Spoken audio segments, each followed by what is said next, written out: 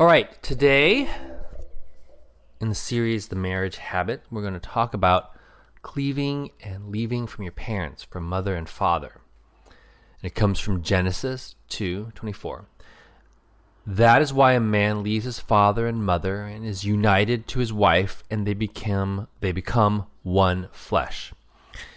And these are two sides of the same coin, becoming one flesh and leaving behind your parents. The problem is a lot of premarital or even marital just kind of focus on one flesh. Oh, do you have oneness? Do you have unity?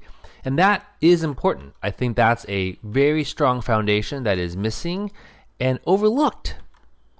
But I will also say that not looking at entanglements with parents is a big mistake. So, for example, I've experienced at times where sort of doing my own thing and suddenly my wife is scolding me over something. And I'm like, what happened? Or it's scolding in anticipation of something that her mother will scold her for because I did it. But in either case, for the while until I could figure out and trace it, I didn't even know the source. I would get some angry admonishment out of the blue and not know what to do with it. And it turns out it's something around her mother. And that's a very hard entanglement to even point out because it's so close. I'll say, well, wait a minute, it seems like you've done something based on what your mother has said and you're bringing it to me, but you're not telling me it's the source. You're just scolding me because she scolded you, or you anticipate she's scolding you. And then because it's her mother, it's very hard for her to say, well, yeah, you're right. I guess I shouldn't. It's like, well, maybe, or no. But if you see this pattern, it's actually sort of having like a ghost enemy behind. So for many years, I would just get these blows. Hey, you're not doing this. Why haven't we done this? And I don't know where it's coming from. There are things that we haven't talked about to warrant the escalation. It was just, why haven't we talked about it? Why aren't you doing this? And I started to observe after many years, just like, where is this coming from? And it would be, oh, there's a conversation that happened. I'm not a part of it. And the mother had said, okay, well, why have you done this and this and this and this? She's angry and she comes and says, why haven't we done this, this and this and this? And so I've taken this and it's created sort of havoc, financial havoc, following these things. It even becomes to a point where the mother, or in this case, the grandmother to my child comes and says, oh yeah, the grandmother's called a selfish. And that seemed like a very strong word to say. That conversation ended up taking place. It ended up being very contentious. And then it comes back to me. And then it becomes I'm at fault for saying, hey, I don't think we should allow this to happen. So now we're dealing about, and you may have different flavors of that when the parent is live.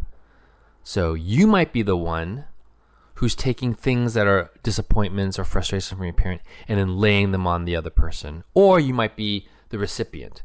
Your spouse has parents, and it could be mother, it could be a father, laying things down, and the person comes and then transfers that over to you.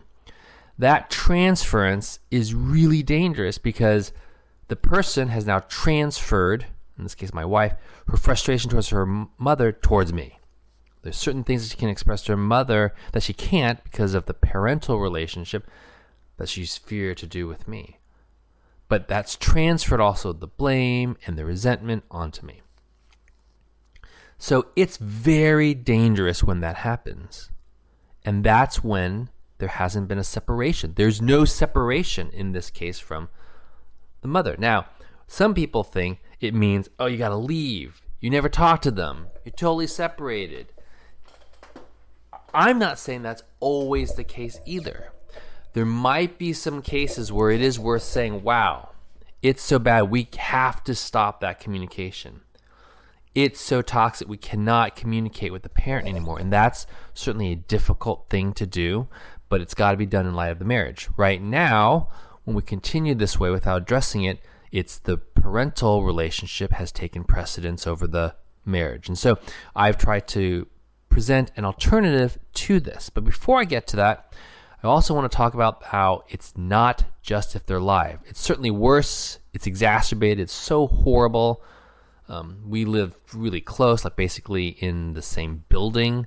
So it's suddenly augmented way more than when we first got married, when we were living further apart. But it can also be what you're carrying. So if you carry a model of what a marriage looks like from your own parents, and you're bringing that in and you haven't highlighted it, you have not separated. If you're bringing in parental behaviors or ways that you want to treat your husband or wife based on how you saw mom and dad do it, you have not cleaved. You've not gone back and said, there are things that I want to separate from mother and father. That's also important. A lot of things could be bad habits. It could be mistreatment and hurts. Carrying those things into the marriage is certainly not going to make a one flesh. It's going to form this division, right? If there's an expectation, for example, of how husband should treat the wife, and that's brought in and not spoken of, which goes back to my lesson on silent expectations or unspoken expectations, that's not oneness. That's not even maybe something you believe in. You might have just inherited that as opposed to cleaving and saying, no, I'm not going to do that. Now, let's use an example with this case. Is it possible to still honor mother and father, cleave it, and honor the husband? So here's a way. One of it is just the language. I've proposed this, and whether it'll be implemented, we're still waiting to hear.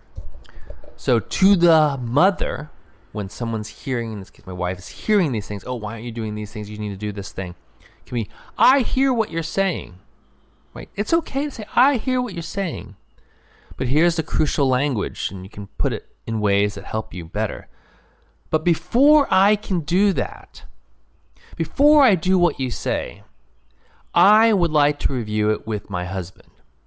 Right? That is setting the order. None of that is happening. Right? That should be a shield. That should be constant. I hear what you're saying. It may be annoying. You may agree with it, but I need to do this. Then you add coloring. It seems different from what he wants. Right? That has to be present. It seems different from what he wants. That's being an advocate on behalf of your husband. Too many women, wives, say, well, he sucks because it's not abiding with what the mother is saying. Here it's saying, I am making him first order as opposed to fifth or sixth. If you want to change your mind, you can discuss it with him. Okay, so now it's making it, he is going to be a decision maker. This is not what's been happening so far, but I propose this language, and I could see this was a hard concept just to acknowledge, because the world really doesn't really want to have that level of saying, hey, my husband has a role in making this decision. And if it's in a marriage where you've grown up in a family system where that's not even supported, as in this case, it won't be. It will be a conflict. Conversely, instead of coming and say, why haven't we done this? We should be doing this. My wife should say to me, I am feeling angry and frustrated. Why? My mother wants things done a certain way that we're not doing. I hear her, and that we're not satisfying the demand she has. I happen to still agree with you, husband, but she's taking it out on me. I am caught in a hard space. That doesn't need to be done in a shameful way. Just the words itself. Some people will still find a way to make it in a chastising way, but you see the words have some space. It's describing the frustration of it. But you won't have the frustration if you don't first and foremost believe it is a hard place because she wants to be one with me. If that's not part of it, then it's just transference. It's condemning because she's feeling condemnation. You might have this too. So it goes both ways. You, if you're feeling the pressure from a parent, have to ask yourself, wait a minute, hold on a second. I've got to hold two things. This is a hard place. That means owning two sides of the communication. One back to the parent. It's fine, and I think it's okay, and it's expected to say, I hear what you're saying. I'm hearing what you say. Okay, that some of that makes some sense to me. And then to say the truth. But my spouse and I need to agree. Now, suppose you're the husband, and they're saying, but you're supposed to make the decision. And then you say, no, we make decisions together. If you can't advocate for your marriage, then you'll be in my situation. If you can't be in a situation where you can advocate on behalf of your marriage to a parent, you have let the other person down and you let the marriage down. Remember, the marriage is now a separate concept. The marriage itself is an entity. It's a one flesh entity. It's a brand new entity in addition to you and the needs of your spouse. So the first part is communicating that, and communicating, saying to the parent, I hear what you're saying, the degree to which you agree or disagree. Now, if you totally disagree, you actually do owe it to yourself and to the marriage to say, but I disagree with you. If you're kind of on the fence, hey, I'm not sure. I have to hear both what my spouse says.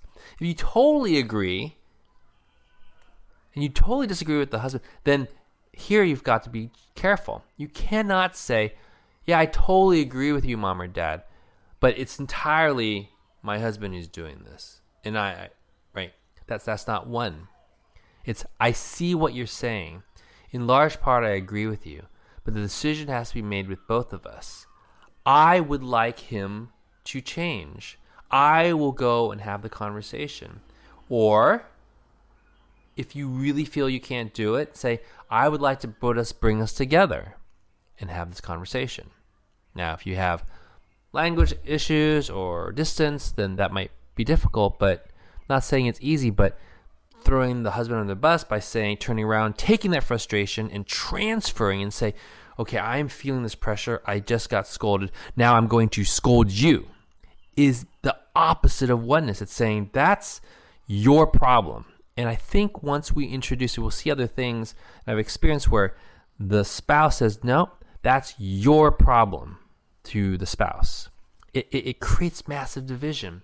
However, when you say, if you're the one receiving things from the parent, hey, I hear you, I need to confer. Now, let's say you're the one that's being controlled or being shamed because of what the spouse is doing and that entanglement with their parent. So this is very hard because they are coming at you with full force. But you can use some of this language. So A, they can listen to this. But they can also you can have some of this language. Wow, I'm surprised. I don't know where this is coming from. I don't recall us having a deep conversation about this. Why are you coming at me? Like, I probably could have done. I just kind of was just surprised and was like, what? But I think getting a space, say, wow, well, I don't know where that's coming from. I don't want to discuss it right now. It seems like you are in a particular state. I'd like to come back and discuss this, but this is not what we discussed. Or if someone is driving at something, which I wish I had understood this, could be, I'd like to know where this is coming from. Boy, this seems super important right now. Why? Here's the challenge. I have done things like that before, but the spouse, my wife, for example, didn't acknowledge the connection with the mother. I had to observe it. Since we now live in the same building, I could sort of see, okay, wow, that conversation happened, now this happened, that conversation. And that's the entanglement. There is really actually very little that you, the spouse who's not entangled, can do about the disentanglement. As with most things, the best time to find these kinds of entanglements are before you get married. And to ask, well, how would we make this decision? How close is that when they do it? How angry do they make you? What's the frequency in which you talk with them?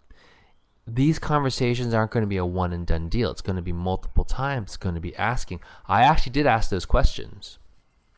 And I didn't get, it was sort of a surfacey, yeah, everything is fine. Oh, it's fine. Oh, my mom's very supportive of me. But I realize now that didn't that isn't the truth.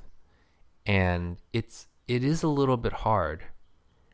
And so that's why I feel going through things together, it's going to be very hard for you if you're on a premarital side to surface on your own the sin. You can observe it. You can start to think, I wonder if that's a healthy modeling. I wonder if there's a certain level of entanglement.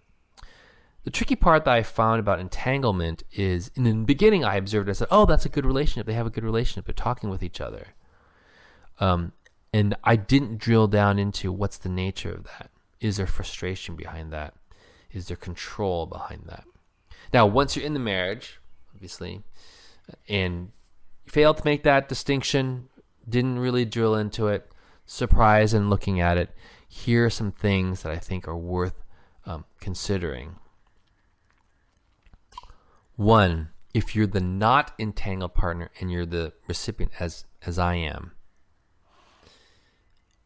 some of it is really finding the right time to surface it. Not by assigning blame, but focusing on the behavior.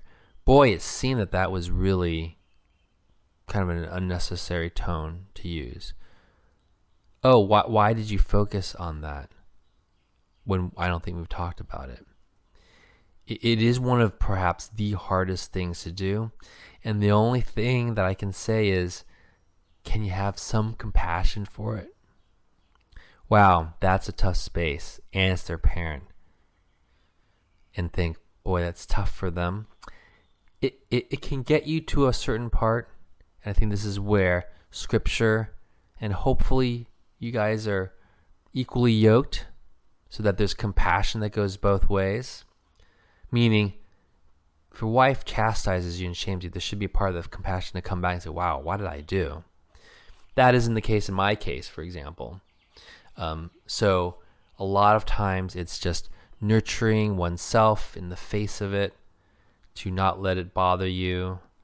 And then when there's better times, start to think through, boy, I want to kind of understand the whole service area of how do we parent, how do we school, how do we do finances, and then ask, so when we do this, do your parents have a thought? Are they going to say something? And to try to get ahead of it. It really is limiting. If you are the entangled partner, please, this is an unfair burden. I realize it's hard because you feel like, oh, but I got to do it with my parents. They're my parents. But this is an extremely unfair burden on your spouse. And the question has to be, do you cleave, leave from your parents to be one flesh, or not? It is binary. It is either you are one flesh or you choose not to cleave from your parents. Ultimately, that choice is yours. And beware that a choice is, no, but I can't. I got to listen to my mom. She's got to. You are effectively saying, and this is heartbreaking, no, I am not one flesh with my husband. So we're in that stage now. My wife does not want to cleave. It's very difficult. So that's where we see, oh, it's not one flesh. We're not operating that way. And until we can surface those things and agree with it, there's this gap.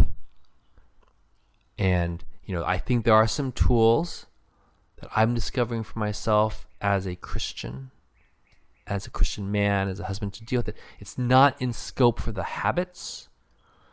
Habits are you do together. And you've got to have that space. And if you are the entangled one, it is not up to your spouse to point out this entanglement. You know when you're entangled. And I'm praying that there's some conviction around that when you spend time.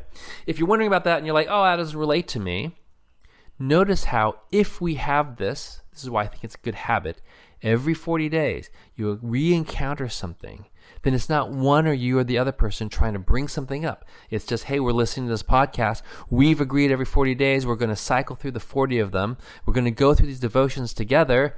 You've now relieved the blame, the naming, the blaming, the finger pointing, because I do ask each person to spend time. Does it guarantee that the person will be convicted? No, it doesn't. But it makes it a lot easier than if you're just doing it on your own and you're making these observations yourself. So if you're new to this podcast, subscribe to the podcast so you can get all 40 days, get your spouse to go through it. I have links to the actual devotionals, and you can find out more tools that can make it easier to build this habit. themarriagehabits.com